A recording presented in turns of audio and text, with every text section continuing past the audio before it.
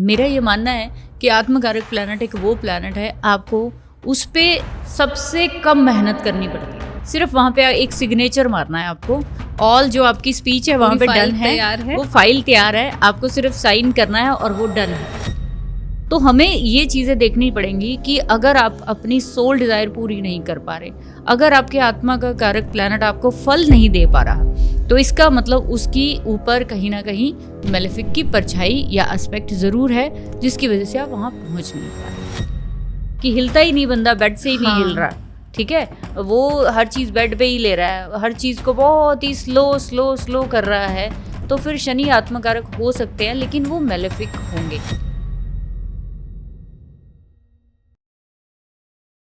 Hello ma'am, welcome to the podcast. Hello, कैसी हो अंजलि आप? मैं बहुत बढ़िया मैम, आप कैसे हैं? बहुत अच्छे। आज आपको स्टूडियो में देख के मुझे इतनी एक्साइटमेंट हो रही है, इतनी जानने की क्यूरियोसिटी हो रही है। जो आज का हमारा टॉपिक है उसको लेके मैं तो बहुत एक्साइटेड हूँ। आई होप हमारी ऑडियंस भी बहुत ज़्यादा एक्साइटेड होगी आज। तो मैम, जैसे कि हम लोग जानते हैं कि ज्योतिष अपने आप में ही एक बहुत बड़ा विज्ञान है, अपने आप में ही एक ज्ञान का सागर है। जितना उसमें हम डूबते जाएंगे उतना ही हमें कुछ ना कुछ नया सीखने को मिलेगा, बहुत कुछ नया जानने को मिलेगा। तो आज उसी ज्योतिष के महासागर में से एक पानी की बूंद कह सकते हैं, या एक छोटा सा टॉपिक मैं निकाल कर लाई हूँ, जिसकी जानने की मुझे बहुत ज़्यादा क्यूरियोसिटी है, सोल पर्पस। तो मैम, सोल पर्पस एक्चुअल में होता क्या है? क्योंकि जब भी हम कोई इंसान जन्म लेता है तो वो किसी ना किसी पर्पस के लिए इस धरती पर आता है। बिल्कुल। उसने पिछले जन्म में क्या कर्म किए थे, क्या उसकी डिज़ायर्स थी जो रह गई थी पिछले जन्म में, उन सबको पूरे करने के लिए वो वापस इस जन्म में आता है। तो मैम, ऐसी कौन सी इच्छाएं हमारी अधूरी रह जाती हैं जिसको पूरा करने के लिए हमें वापस इस जन्म में दोबारा बर्थ लेना पड़ता है? कौन सी ऐसी सोल पर्पस हमारा होता है कि हम वापस इस धरती पर आएँ? तो हम मैम, इस सोल पर्पस जो है उसे हम हमारी कुंडली में कैसे देख सकते हैं कि हमने वापस जन्म क्यों लेना है? बिल्कुल, जैसे आपने बोला कि ज्योतिष एक महासागर है, और महासागर से भी अगर कोई बड़ा शब्द हो तो मैं वो भी इस्तेमाल करना चाहूँगी ज्योतिष के लिए। क्योंकि अभी तक जितना भी हम पढ़ रहे हैं, ऐसा लगता है हर बार ये एक लेवल पर आके लगता है कि ज़ीरो नॉलेज है, अभी कुछ नहीं आता है। आज जो आपने बात की है सोल पर्पस की, जिसको हम ज्योतिष में बोलते हैं आत्मकारक। आत्मा यानी कि वो जो कि किसी शरीर में प्रवेश करती है, उस आत्मा के प्रवेश के बिना हम जो है इस दुनिया में विचरण नहीं कर सकते। जब तक किसी शरीर में आत्मा का जो एंट्री नहीं होगी, तो वो जो है ज़िंदा कैसे होगा, या वो अपनी चीज़ों को कैसे बता पाएगा, कैसे उसको एक्सप्लेन करके अपने जीवन को आगे जिएगा। ठीक है, जब भी आत्मकारक प्लैनेट जो है, जो मेरे को दिखाता है कि मेरी ज़िंदगी में ऐसी कौन सी कंप्लीटनेस है जो लगभग मैंने कर ही ली थी पिछले जन्म में, लगभग कर ही ली थी, यानी कि समझ लीजिए कि 90%, 80% इतने तक तो मैं पहुंच गया था। कुछ 20%, 10% रह गया जो मुझे अब इस जन्म में दोबारा करना पड़ेगा। उस चीज़ को जानने में हमें अपनी कुंडली, हमारी कुंडली बहुत हेल्प करती है।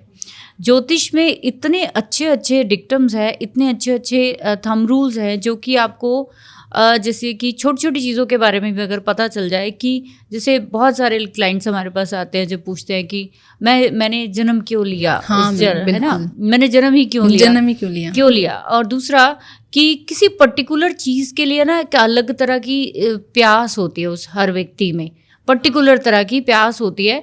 जैसे मैं अपनी बात करूं तो मेरा आत्मकारक जो है वो बुध है। ओके।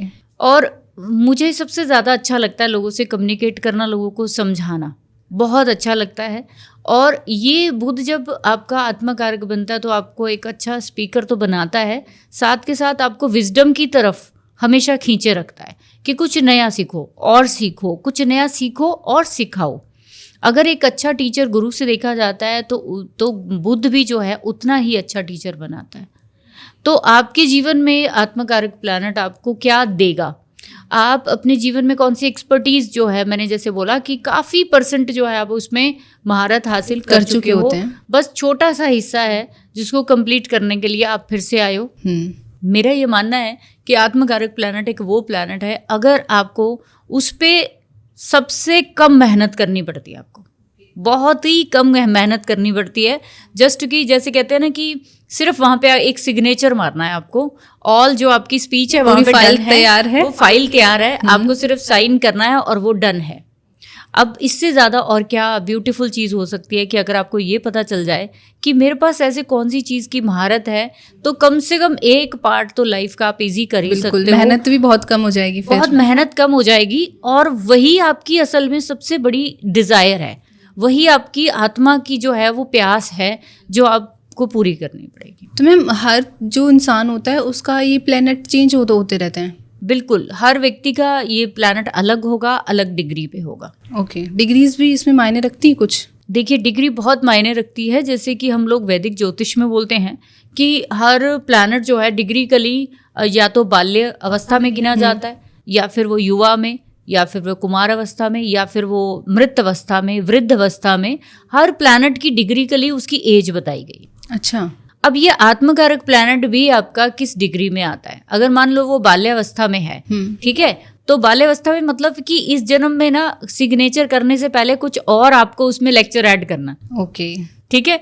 तो अगर वो कुमार अवस्था में है, युवा अवस्था में है, तो उसमें बस थोड़ा सा और ऐड करके आप उसको कंप्लीट कर सकते हो। वहाँ आप अपनी चीज़ों में जो है वो कंप्लीटनेस ला सकते हो। ठीक है। तो मैम ऐसी कौन कौन सी अवस्थाएं होती हैं इसकी जिससे हमें ऐसे मतलब इजी हो जाए फिर हमारे लिए कि हमें कितनी मेहनत करनी, कितनी नहीं करनी? क्योंकि वो डिग्री ही बताएगी आपको। आपका आत्मकारक प्लैनेट जितनी ज़्यादा लास्ट डिग्रीज पे रहेगा, जैसे कि 28, 29, 30, अच्छा, मान लो कि लास्ट की 3-4 डिग्रीज में जितना रहेगा उतनी मेहनत आपको उस प्लैनेट पे कम करनी। अच्छा, ये एक सिंपल सा इसका लॉजिक है। ठीक है। जितना वो आपका आत्मकारक प्लैनेट कम डिग्री का होता चला जाएगा, आपको अपनी आत्मा की शांति के लिए, उसकी कंप्लीटनेस के लिए, उस पर्पस के लिए मेहनत ज़्यादा करनी पड़ेगी। तो मैम ये जो हमारा आत्मकारक प्लैनेट है जिसके बारे में हम बात कर रहे हैं, उसे हम देख कैसे सकते हैं? हर व्यक्ति का जब हम कुंडली बनाते हैं अंजलि, तो हम जब date of birth and time and place सब डालते हैं, तो हमारे पास जब कुंडली निकल के आती है तो हर ग्रह का एक पर्टिकुलर डिग्री होती है।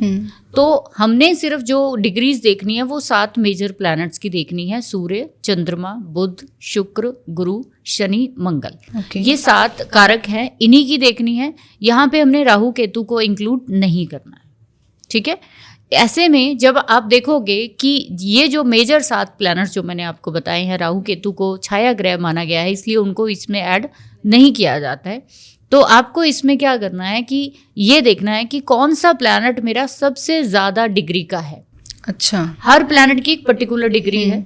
हर प्लैनेट की पर्टिकुलर डिग्री के साथ मिनट और सेकंड दिए गए हैं, जैसे कि 20 डिग्री 15 मिनट 30 सेकंड, इस तरह से 3 रो में दिया जाता है, जो बहुत आसान है। ये सब आपको सॉफ्टवेयर में अवेलेबल है। ठीक है। आपको सिर्फ और सिर्फ काम ये करना है कि ये 7 प्लैनेट्स को लाइन वाइज लिख लीजिए और इसमें से चूज कर लीजिए कि कौन सा प्लैनेट हाईएस्ट डिग्री पे है। ओके, ठीक है। उस प्लैनेट पे आप गोला डालिए।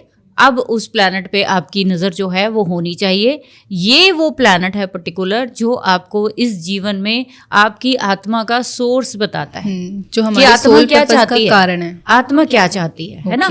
हम कहते हैं ना कि वो व्यक्ति, लेकिन वो व्यक्ति के बाद वो भटक रहा है, उसकी आत्मा भटक रही है। तो ये आत्मा भटकने का मतलब सिर्फ वो नहीं है कि के बाद भटकते हैं हम, ऐसा भी नहीं है सिर्फ वही भटकते हैं, नहीं, हम लोग जीवित होते हुए भी भटकते हैं। बिल्कुल। तो वो जो भटकाव है ना हमारा, वो ये प्लैनेट बताता है कि यहाँ आपको भटकना नहीं है। ये प्लैनेट तो आपके इन हैंड है, आपकी महारत है, आपकी एक्सपर्टीज है पास्ट बर्थ की। बस आपको यहाँ पे थोड़ी सी मेहनत करनी है और उसके बाद आप सक्सेसफुल। तो मैम जैसे अभी आपने 7 ग्रह के बारे में बताया कि ये 7 ग्रह हमारे सोल पर्पस के लिए रिस्पॉन्सिबल होते हैं अपार्ट फ्रॉम राहु केतु, तो ये 7 ग्रह किस चीज़ के लिए मतलब सोल पर्पस के लिए तो रिस्पॉन्सिबल हैं, लेकिन क्या हर इंसान के लिए अलग अलग रिस्पॉन्सिबल होंगे? ये हर इंसान की जो सोल पर्पस है उसको अलग अलग तरीके से डिफाइन करेंगे? बिल्कुल। जैसे कि 7 हमने मेजर प्लैनेट्स को लिया है, राहु और केतु को छाया ग्रह होने की वजह से हम इंक्लूड नहीं करते हैं बीच में। तो हर व्यक्ति की कुंडली में एक डिफरेंट प्लैनेट हाईएस्ट डिग्री पे बनेगा। अगर बहुत सारे लोग कहेंगे कि करोड़ों अरबों लोग हैं जी, सेम डिग्री पे लोग पैदा होंगे, बिल्कुल होंगे, कोई डिग्री वाली कोई इसमें डाउट नहीं है। ग्रह भी सेम होंगे, ग्रह भी सेम होंगे, डिग्री भी सेम होंगी, लेकिन उसके बावजूद वो प्लैनेट जो है वो किसी ना किसी पर्टिकुलर नक्षत्र में अलग अलग टाइप से अलग अलग पदार्थ में होता है। हाँ। ये जो प्रेडिक्शन है बहुत अनदर लेवल पर जाती है। हम बहुत बेसिक बात कर रहे हैं कि आप अपनी सोल डिज़ायर को कैसे देख सकते हो, तो साथ के साथ प्लैनेट जो है वो अलग अलग तरह की सोल पर्पस को दिखाते हैं। जैसे सबसे पहले अगर हम बात करें सूर्य की, सूर्य जो है नैसर्गिक स्थिर कारक है हमारी आत्मा का। अगर हम कालपुरुष कुंडली के से देखते हैं तो सूर्य 5वें घर का लॉर्ड है। सूर्य को हम नैसर्गिक आत्मा का कारक बोलते हैं। सूर्य है कौन? सूर्य वो है जो कि पूरी दुनिया को जीवित रखता है। अगर सूर्य 2 से 4 दिन भी जो है वो अपना प्रकाश दुनिया को देना बंद कर दे तो पूरी दुनिया जो है वो जम जाएगी। 2 से 4 दिन तो बहुत हो गया मैम, ये तो मतलब कुछ सेकंड्स भी अगर सूर्य की किरणें धरती पर ना आए तो हाँ, सब कुछ। जैसे अभी सर्दियां शुरू हो रही हैं तो सर्दियां शुरू होने से क्या है ना कि सूर्य की तपिश कम हो गई। जैसे ही सूर्य जो है वो लिब्रा में आते हैं उसके बाद इसकी तपिश कम होती है और ये तपिश जाके शुरू होगी जाके जब ये मकर राशि में जनवरी में जाएंगे। ठीक है, तो ये जो 4 महीने हैं ये ठंड के क्यों हैं? क्योंकि इस समय सूर्य जो है ऐसी राशियों में प्रवेश कर रहे हैं जहाँ पे इनका प्रकाश जो है कहीं ना कहीं हमसे मिल नहीं पाता, उसकी गर्मी जो है वो हमें प्राप्त नहीं हो पाती, तो सब चीज़ें जो है वो ठहरने सी लगती हैं। हाँ। ऐसे ही जब आपकी आत्मा का जो सोर्स प्लैनेट है, जो कि जिसको मैं आत्मकारक कह रही हूँ, हाईएस्ट डिग्री प्लैनेट कह रही हूँ, जो जेमिनी ज्योतिष का एक बहुत इम्पॉर्टेंट पार्ट है। हर ऋषि ने अपनी जो ज्योतिष की जो शाखा है उसमें पर्टिकुलर कुछ खास चीज़ें डाली हैं और वो सब जो है रिमार्केबल है, किसी का किसी से कोई मुकाबला नहीं है, सब अपनी अपनी जगह पे बहुत ज़्यादा इम्पॉर्टेंट है। इसीलिए जब हम किसी व्यक्ति के जीवन में देखते हैं कि सूर्य अगर हाईएस्ट डिग्री पे किसी का बना है तो सूर्य सीधा सीधा पिता को, सरकार को, कॉन्फिडेंस को, लीडर को, रॉयल्टी को दिखाता है। बिल्कुल। आपके जीवन में जितनी भी चीज़ें जो कि हाई एंड लेवल पे पहुंचती हैं, हाई एंड लेवल की मिलती हैं, आपकी पोजीशन, आपकी सत्ता, आपकी कुर्सी, वो सभी सूर्य ही देता है। जब हाईएस्ट डिग्री पे होता है, मान लीजिए कि ये बाल्यावस्था का आपकी डिग्री में है, यानी कि लोअर डिग्रीज में है, ठीक है, आपका आत्मकारक तो है वो हाईएस्ट डिग्री में तो है सब प्लैनेट्स में, फिर भी वो कम डिग्री में है। मतलब जैसे 15 डिग्री का है मान लो फॉर एग्जाम्पल, तो इसका मतलब 30 डिग्री की हमारी एक टाइम स्पैम होता तो आधा ही आपकी जर्नी ने पीछे कवर किया।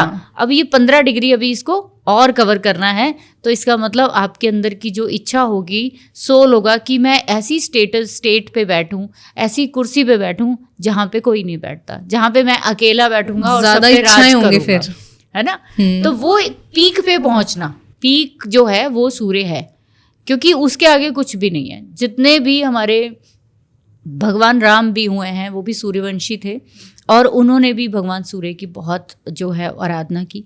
हम लोग देखते हैं कि सूर्य क्यों इम्पॉर्टेंट है हमारे जीवन में, क्योंकि वो एक ऐसा नॉन पार्शियल प्लैनेट मैं बोलती हूँ उनको। और हम लोग अगर कहें कि सूर्य या जो गैलेक्सी में या सोलर सिस्टम में जो हमारे ग्रह हैं वो हम उन तक पहुँच सकते हैं, या वो तो हम तक पहुँच सकते हैं लेकिन हम उन तक नहीं पहुँच सकते। ये सिर्फ एक सिंबॉलिक है कि सूर्य को ऐसा बताया गया है, तो हम लोग सूर्य के साथ उसको रिलेट करते हैं कि सूर्य ग्रह के साथ ऐसा कुछ है ना। अब जब सूर्य आपका आत्मकारक बनता है तो पिता से आपको लगाव होना चाहिए, पिता से बहुत सारे आपको चीज़ें मिलनी चाहिए, पिता से ही आपको सब चीज़ें इस जन्म में जो है वो पिता के परिवार से आपको बहुत कुछ मिलना चाहिए। ये जो वंश परंपरा है ये सूर्य ही दिखाते हैं। आपके जीवन में आपकी स्किल जो है वो भी सूर्य ही दिखाता है। आपके जीवन में जो हाई एंड लेवल की एजुकेशन होती है वो भी कहीं ना कहीं सूर्य ही दिखाता है। जब तक सूर्य आपके चार्ट में अच्छे रहेंगे, आपके आत्मा के ऊपर किसी और मेलेफिक प्लैनेट की परछाई नहीं पड़ी। मान लीजिए आपका आत्मकारक सूर्य तो बन गया है, लेकिन सूर्य के ऊपर शनि, राहु, केतु या फिर शुक्र, इनके दुश्मन प्लैनेट्स की दृष्टि आ गई। ऐसे में क्या होगा कि आपकी आत्मा जो है वो दूषित हो गई। अच्छा। अब आप अपने सोल पर्पस पे पहुंचने में आपको बड़ी सारी मेहनत करनी पड़ेगी, रुकावटें बहुत ज्यादा होंगी। वही पिता जो मेरे को सत्ता देने वाले थे वही ले भी लेंगे। अच्छा। वही जहाँ मैं कुर्सी पे बैठने वाली थी कोई कुर्सी छीन लेगा। ठीक है, मैं पॉलिटिशियन बनना चाहती हूँ, नहीं बन पा रही। मैं जीवन में प्रसिद्ध होना चाहती हूँ, मैं नेम फेम लेना चाहती हूँ, मैं चाहती हूँ मेरे जीवन में कुछ ऐसा हो जाए कि मेरी पुश्ते बैठ कर खाएं। रॉयल्टी जिसको हम बोलते हैं कि एक बुक तो छप गई लेकिन उसकी रॉयल्टी आगे कितनी जनरेशन तक मिलती रहती हैं। ये कौन है? ये सूर्य ही देता है। तो हमें ये चीज़ें देखनी पड़ेंगी कि अगर आप अपनी सोल डिज़ायर पूरी नहीं कर पा रहे, अगर आपके आत्मा का कारक प्लैनेट आपको फल नहीं दे पा रहा, तो इसका मतलब उसकी ऊपर कहीं ना कहीं मेलेफिक की परछाई या एस्पेक्ट ज़रूर है, जिसकी वजह से आप वहाँ पहुँच नहीं पा रहे। ठीक है। दूसरा प्लैनेट चंद्रमा ले लेते हैं। चंद्रमा जब हमारा आत्मकारक बनता है तो चंद्रमा को हम मन का कारक बोलते हैं, लेकिन असल में चंद्रमा जो है वो इमोशंस का कारक है। आपके अंदर जितनी भावनाएं उथल पुथल मचती है ना, वो चंद्रमा से आती है। चंद्रमा। लेकिन आपने देखा होगा कि समुद्र या फिर एक नदी जो है, जब बिल्कुल शांत रूप से बह रही होती है, वो बहुत अच्छी लगती है सबको, है ना। सब एक शांत नदी के किनारे बैठना चाहते हैं। ऐसे ही अगर आपका ये प्लैनेट जो आपका चंद्रमा आत्मकारक बना है और ये अगर दूषित नहीं हुआ, यानी कि इसके ऊपर मेलेफिक्स की नज़र नहीं पड़ी, तो आप शांत नदी ही है। आपके पास बैठकर लोग बहुत शांत फील करेंगे। हाँ, कई लोगों को देखा है ना मैम, जिनके साथ बात करके अच्छा लगता है कि भाई ये इंसान कितने प्यारे से हैं, कितनी अच्छी बातें करते हैं। बिल्कुल। तो उसकी बात में ही आपको ऐसा लगेगा कि ये मेरी माँ होनी चाहिए थी। हाँ, ये मेरी नानी होनी चाहिए थी, ऐसी लेडी मेरी लाइफ में क्यों नहीं आई। ठीक है। तो ये जो है चंद्रमा जब आत्मकारक बनता है तो आपको ना एक बिल्कुल स्टेबल नदी, जो कहते हैं पवित्र नदी की तरह आपको बनाता है। लेकिन आपको इस जीवन में फिर करना क्या है? आपको इस जीवन में, अगर आपके जीवन में बहाव में कमी है, यानी चंद्रमा बहुत सारी चीज़ों को रिप्रेजेंट करता है, इमोशंस को, पैसे को, प्रॉपर्टी को, मदर को, इसके साथ साथ आपके जीवन में जितनी भी सुख सुविधाएं जो बेसिक होती हैं, बेसिक जो होते हैं, वो सारी चंद्रमा से देखी जाती है। आपका फूड भी चंद्रमा से ही देखा जाता है, तो आप फूड ही बहुत अच्छे होंगे जब चंद्रमा आत्मकारक होगा। अब ये ऐसा व्यक्ति जिसका आत्मकारक है वो शायद वीडियो देख के बोले नहीं मेरे को तो फूड पसंद ही नहीं, हाँ, तो खाता ही नहीं, हाँ, तो ऐसे लोगों को देखोगे चंद्रमा के ऊपर मेलेफिक्स की एस्पेक्ट। अच्छा, उस केस में वो खाना खा ही नहीं पाएगा, है ना। जैसे केतु के साथ बैठ गया चंद्रमा, तो क्या होगा, खाना खा ही नहीं पाएगा, उसको खाना खाते खाते 10 बारी उठना पड़ेगा। राहु के साथ है, खाने में कुछ ना कुछ पत्थर या बाल कुछ ना कुछ निकल आएगा, कुछ ना कुछ ऐसा हो जाएगा। शनि के साथ है, खाना ठंडा ही हो जाएगा और कुछ नहीं। तो अब अच्छा, आपके खाने के साथ ये क्यों जोड़ा गया है चंद्रमा को? क्योंकि ये माँ का कारक है। तो माँ आपको क्या देती है? खाना ही देती है। सारी उम्र क्या देती है? खाना ही देती है। खाना खाना खाना। बच्चे बूढ़े भी हो जाए, खाना खाया, एक मांगते हैं 2 देती है। यस। तो सारी उम्र उसको क्या काम है? सिर्फ खाने का। तो वो बेचारी पूरी उम्र जो है बच्चों के खाने का, इसलिए चंद्रमा को नर्चरिंग के साथ, टेक केयर के साथ जोड़ा गया, असेंशियल्स के साथ जोड़ा गया, कि वो प्लैनेट जो कि आपको एसेंशियल्स के साथ जोड़े वो है। तो आप जब इसको महारत इसमें आपके पास ऑलरेडी है, आपको लोगों को संभालना आता है, आपको लोगों को इमोशनली जो है वो स्टे करवाना आता है, उनको सहारा देना आता है। लेकिन अगर ये अधूरा है प्लैनेट, अगर कहीं पे आपको वो है, तो आपको अपनी माँ से ही प्रॉब्लम्स हो जाएंगी। अच्छा, आपको अपनी माँ के साथ ही बैठना पसंद नहीं होगा। तो करना क्या है फिर? आपको इन चीज़ों को सुधारना है। तो मैम जैसे प्लैनेट्स, अगर हमारे मेलेफिक प्लैनेट्स की छाया है, हमारे जो आत्मकारक प्लैनेट्स हैं उन पर, तो हम उनकी रेमेडीज भी कर सकते हैं। बिल्कुल कर सकते हैं। वही तो इसी चीज़ पे हम लोग इस वीडियो को बनाना चाह रहे थे कि हम लोग, बहुत सारे लोग ऐसे हैं जो कि जानते हैं मुझे क्या करना है, लेकिन वो वहां तक पहुंच नहीं पाते, कर ही नहीं पाते, है ना।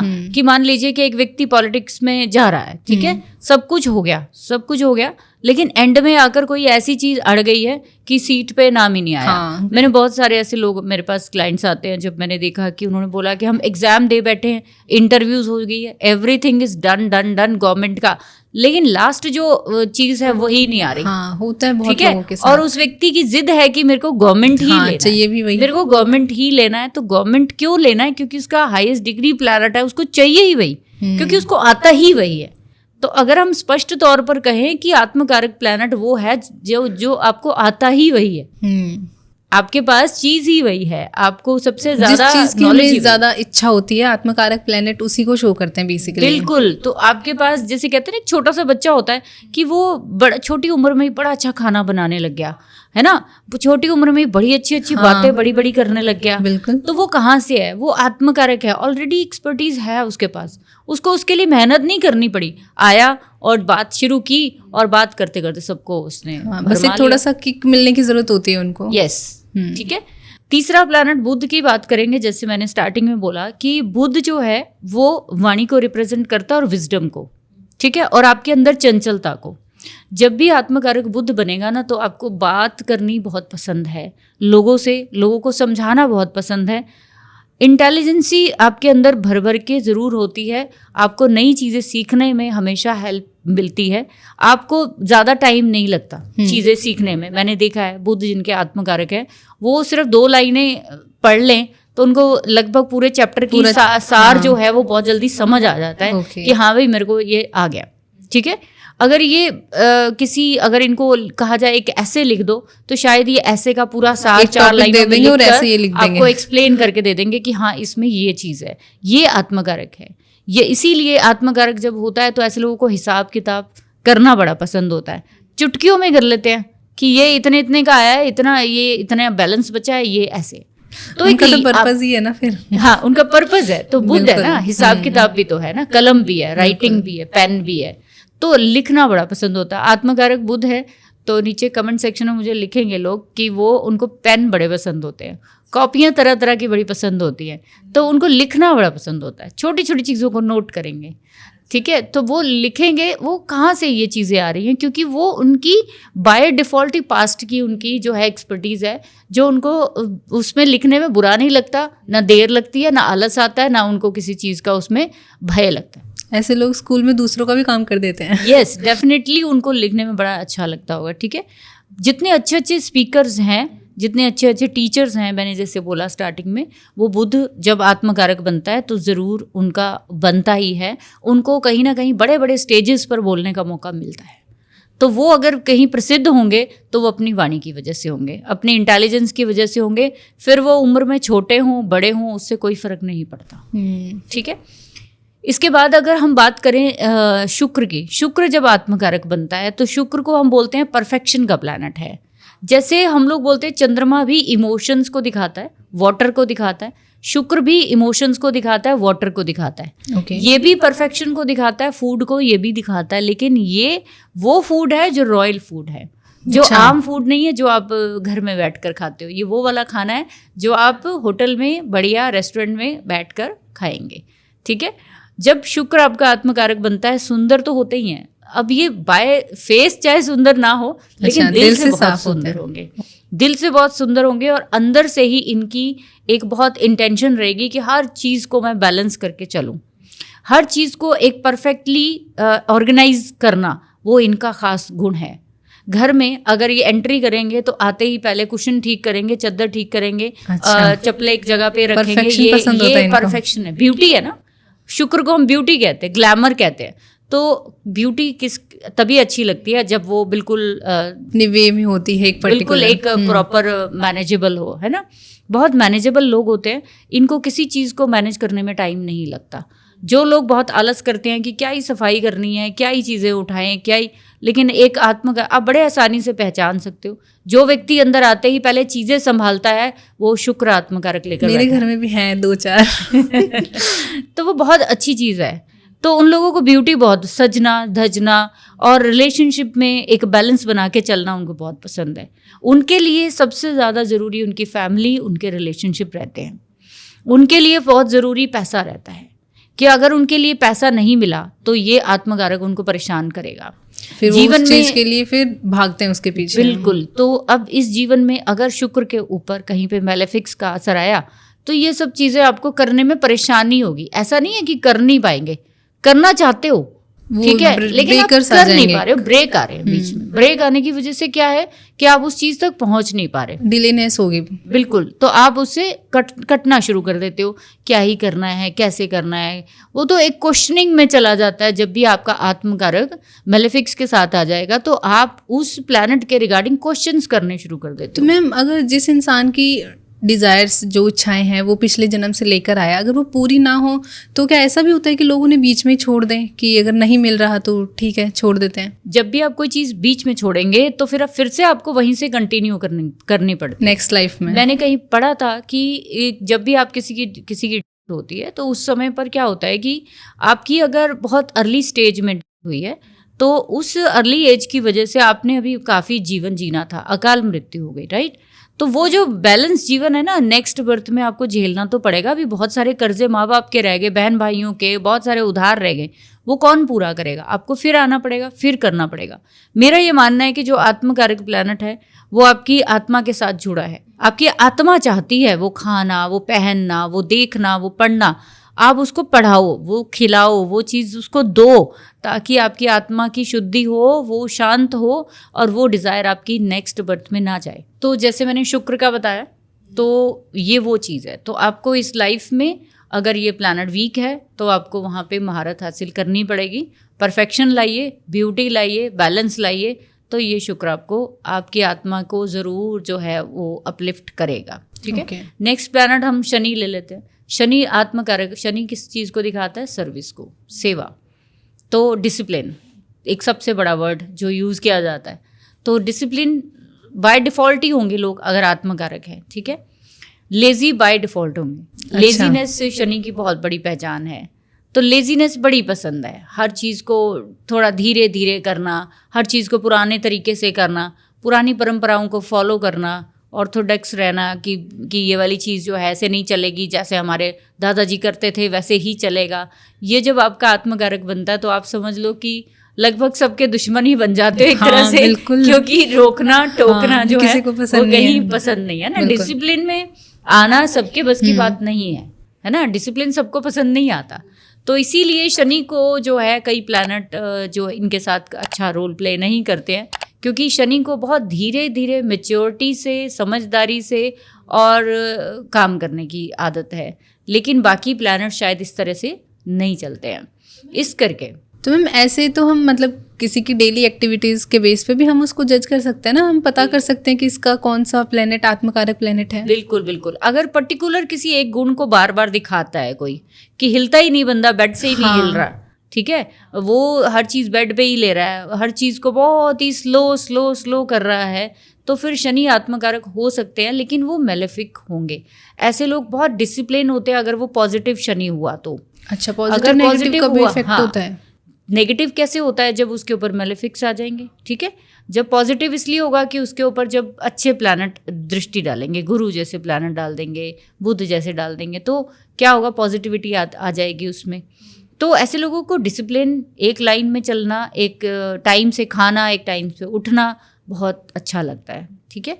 तो आपकी आत्मा का कारक जो है वो इस जन्म में शनि बनेगा, तो वो आपको डिसिप्लिन बनाएगा ही बनाएगा। जिस दिन आप बन जाओगे तो समझ लो आपकी आत्मा जो है वो तृप्त हो गई। वो खुद तो बनते हैं, दूसरों को भी सिखा देते हैं साथ साथ में। बिल्कुल, यही तो फिर होता है ना कि वो व्यक्ति को ये नहीं करना है कि वो दूसरों को कराए। आत्मकारक का मतलब है कि मैंने अपनी आत्मा को तृप्त करना है, मेरी आत्मा में एक थोड़ी सी प्यास है, उसको मैंने बुझाना है, ना कि दूसरों की आत्मा को, क्योंकि हर व्यक्ति की आत्मा अलग मांग रही है ना। मुझे ठंडा चाहिए, शनि क्या देता है? ठंडी चीजें। आपको गर्म चाहिए, आप मंगल के आत्मकारक लेकर बैठे हो, तो कैसे बात बनेगी? तो समझने वाली बात यह है कि यहाँ आत्मकारक की बात हो रही है, तो दूसरों पर नहीं थोपे वो प्लैनेट अपने लिए काम करने के लिए है। ठीक है। नेक्स्ट प्लैनेट मंगल को लेते हैं। मंगल बहुत जल्दबाज प्लैनेट है, जल्दी करवाने वाला, कि जल्दी चाहिए, सबको जल्दी चाहिए, प्रोटेक्शन चाहिए। आत्मकारक मंगल होगा, अच्छी खासी डील डॉल होगी, अच्छा खासा इन लोगों को सिक्योरिटी सिस्टम बड़ा पसंद होता है, टेक्नोलॉजी बहुत पसंद होती है। ऐसे लोगों को फाइटिंग बहुत ज़्यादा अच्छी लगती है, जिम या जैसे कहते हैं बॉडी बिल्डर टाइप लोग जो होते हैं वो आत्मकारक, कि मैं सारा दिन, ऐसे लोगों को देखोगे आप, मंगल आत्मकारक है, जिम में 10-10 घंटे बिता, कीड़ा होता है बहुत इन लोगों को, जिम कीड़ा होता है। तो अगर वो कीड़ा नहीं है तो कीड़ा जगाइए। आपकी आत्मा चाहती है वो कीड़ा जागे, आप अपनी फिजिकल फिटनेस की तरफ ध्यान दो। ठीक है। मंगल की जो एक नेगेटिव जो एस्पेक्ट ये देखा जाता है कि ये दूसरों पे बहुत ज़्यादा कमांडिंग हो जाता है। तो मैम इन ट्रेड्स को पहचानना पड़ता है, फिर बाय डिफॉल्ट ही होते हैं? बाय डिफॉल्ट आप अपने आप में भी बात करते करते पहचान रहे होंगे कि मेरे पास क्या एक पर्टिकुलर चीज़ है जो सबसे ज़्यादा हाइप है, और अगर वो आपको नहीं समझ में आ रही है तो इसका मतलब आत्मकारक दबा हुआ है कहीं पे, वो दबा हुआ है, आपको उसकी पहचान करनी पड़ेगी। उसके ऊपर अगर मेलेफिक्स का जैसे इम्पैक्ट है तो आपको उसको हटाना पड़ेगा। ठीक है। वो आप मंत्र से करो, तंत्र से करो, आप किसी भी चीज़ से करो, लेकिन करो, अपनी आत्मा को शुद्ध करो। ठीक है। आत्मकारक प्लैनेट का टॉपिक उठाने का मेरा मतलब ही यही है कि मेरे पास बहुत सारे क्वेश्चंस ऐसे बार बार आते हैं कि मेरे को क्या चाहिए, मेरे को समझ में नहीं आता। तो मेरा ये मानना है कि अगर आत्मा की आपको पहचान हो जाए कि मेरी सोल डिज़ायर क्या है, मेरी सोल करने क्या आई है इस शरीर में, बिल्कुल, तो वो आपको बहुत अच्छा सेटिस्फेक्शन दे सकती है। कुछ लोगों का तो क्लियर होता है कि मुझे ये चाहिए या मुझे ये आता है, बट कुछ लोगों का क्लियर ही नहीं होता मैम। तो बिल्कुल, जैसे कोई भी आपका आत्मकारक प्लैनेट अगर कमज़ोर है तो उस एरिया में वीकनेस मिलनी ही मिलनी है। वो आपको बिल्कुल सीधा साधा मिलना चाहिए था, अगर बिल्कुल आपके अंदर वो गुण भर भर के आने चाहिए थे, लेकिन अगर नहीं आए हैं तो कहीं ना कहीं वो मेलेफिक है। जैसे मैंने सूर्य की भी बात की, तो सूर्य शनि के प्रभाव में होगा तो नाम प्राप्त करना इसके लिए बहुत बड़ी एक टास्क हो जाएगा इस जन्म में, क्योंकि सूर्य और शनि एंट्री है बिल्कुल। तो आप चाहेंगे कि मैं ऊपर उठूं और आपकी टांग खींचेगा कोई नीचे, तो आप जैसे जितना ऊपर जाओगे फिर नीचे, लेकिन एट द एंड आपको ये ऊपर उठने का रास्ता दे देगा। तो यहाँ पे समझना ये है कि किसको मेरे को ऊपर उठाना है, मेरे को किसकी क्वालिटीज़ को कम करना है, किसकी क्वालिटीज़ को ऊपर लेकर जाना है। तो आत्मकारक ये बताता है कि अगर आपको पीक पे जाना है दुनिया में या अपनी ज़िंदगी में, तो आपको इस प्लैनेट को अपलिफ्ट करना पड़ेगा। शनि के बाद लास्ट प्लैनेट ले लेते हैं हम बृहस्पति को। बृहस्पति जब भी आपके आत्मकारक बनेंगे, ज्ञानी बनाता है इंसान को, बहुत ओवरवेलमिंग बनाता है। अगर ये मैं कहूँगी लास्ट डिग्रीज में है तो ऐसा कहा जाता है कि आत्मकारक कोई भी प्लैनेट हो जाए 7 में से, अगर वो लास्ट डिग्रीज में से हैं तो इसका मतलब लगभग घड़ा भर चुका है, आपका नॉलेज का घड़ा भरा हुआ है, सिर्फ 2-4 आपने ग्लासेस ही डालने हैं। तो लेकिन जब भी आप देखोगे कि लास्ट डिग्रीज में होते हैं तो ऐसे लोग थोड़ा सा इनमें ईगो भी आ जाती है। अच्छा। तो ईगो आने की वजह क्या है कि मुझे बहुत पता है। इन लोगों को आत्मकारक वाले एरियाज में हमें क्या लगता है कि हमें बहुत पता है, तो हम वहाँ पे ना सुनते नहीं, किसी की सुनना नहीं चाहते। लेकिन अगर आप ये 27, 28, 29 डिग्री लेकर बैठे हो, ऐसा नहीं है, आपकी चाहे 1 डिग्री बैलेंस है, चाहे 2 है, चाहे 10 है, चाहे 20 है, सीख कर ही आगे बढ़ पाओगे। अभी तक भी आपकी सोल बड़े जन्मों से सीखती ही आई है, तभी इतनी डिग्रीज तक पहुंची है, तभी इतना नॉलेज हुआ है। ठीक है, अभी भी आगे जाने के लिए पता नहीं कितने जन्म और चाहिए। तो अपनी सीखने की क्षमता को रोकिए मत। गुरु जो होता है वो बहुत गुस्से वाला प्लैनेट है। मैं हमेशा बोलती हूँ कि लोग कहते हैं कि बृहस्पति बहुत शांत, बहुत ऐसे, नहीं, मैं कहती हूँ 159 जो ट्राइन है अग्नि त्रिकोण का है, तीनों ही प्लैनेट फायरी प्लैनेट है। गुरुओं को कोई कम गुस्सा नहीं आता, ऋषि मुनियों को बहुत गुस्सा आता है, टीचर को बहुत गुस्सा आता है, जब आता है तो वो पीट भी देते हैं, बहुत गुस्सा आता है टीचर्स को। तो इसलिए आपके अंदर अगर ऐसा कुछ है तो उसको कम करिए, ठीक है। खुद अपनी नॉलेज को जितना ज़्यादा आप अपलिफ्ट करोगे, धर्म के प्रति अगर आपका अच्छा जो झुकाव नहीं है, आप धर्म को नहीं मानते, हायर डिग्री होने के बावजूद आप धर्म को नहीं मान रहे, जो बृहस्पति का खास गुण है, तो इसका मतलब आपका आत्मकारक दूषित हो रहा है, कहीं ना कहीं वो अनबैलेंस है। तो आपको धार्मिक प्रवृत्तियों की तरफ जाना पड़ेगा। आपको धर्म के प्रति, अपने परिवार, समाज, सबके प्रति वो ड्यूटीज़ निभानी पड़ेगी, तब ये बृहस्पति आपकी आत्मा को शांति देगा। जब तक आप इसको नहीं सीखेंगे, आगे नहीं बढ़ेंगे, तब तक ये आपको कहीं ना कहीं एक अलग सी तड़प जो है आपके अंदर चलती रहती है। वापस वही जो इच्छाएं हम लेकर आए थे वो भी इस जन्म में रह ही जाएंगे। बिल्कुल। तो मैम, जैसे अभी आपने 7 ग्रह की बात करी कि ये 7 ग्रह ही हमारे सोल पर्पस को लेके कितने ज़्यादा इंपॉर्टेंट होते हैं, ठीक है। लेकिन अगर ये प्लैनेट्स ही ख़राब हों, मतलब प्लैनेट्स के ऊपर अगर कोई मैलेफिक प्लैनेट्स का असर है, तो हम उसे कैसे ठीक कर सकते हैं, उसकी कोई रेमेडीज़? क्योंकि आत्मकारक प्लैनेट की जो जर्नी है वो तो हमें कंप्लीट करनी है एट द एंड, क्योंकि वही कंप्लीट करने के लिए हम वापस इस जन्म में हमारा बर्थ हुआ है।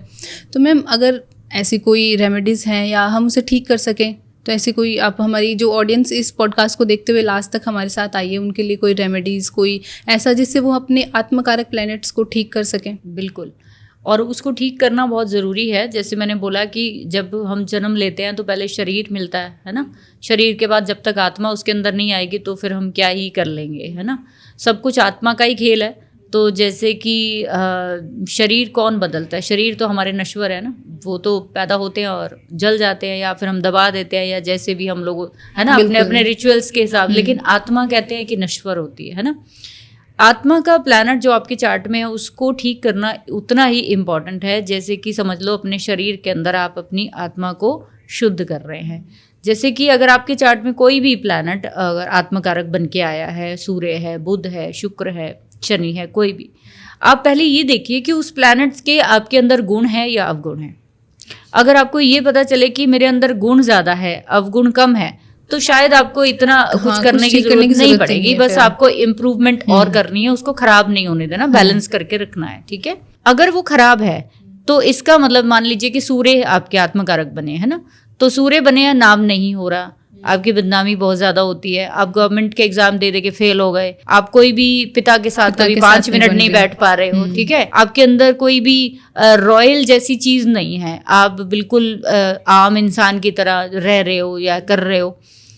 सूर्य का मतलब ये नहीं होता कि आपको पीएम सीएम बनना है। सूर्य का मतलब ये है कि एक ग्रुप का जो नेता, जो कि रूल पास करता है कि ये ऐसे होगा, उसको इम्प्लीमेंट मंगल करता है, लेकिन रूल बनाता कौन है, वो तो इसके सूर्य के बिना नहीं हो सकता।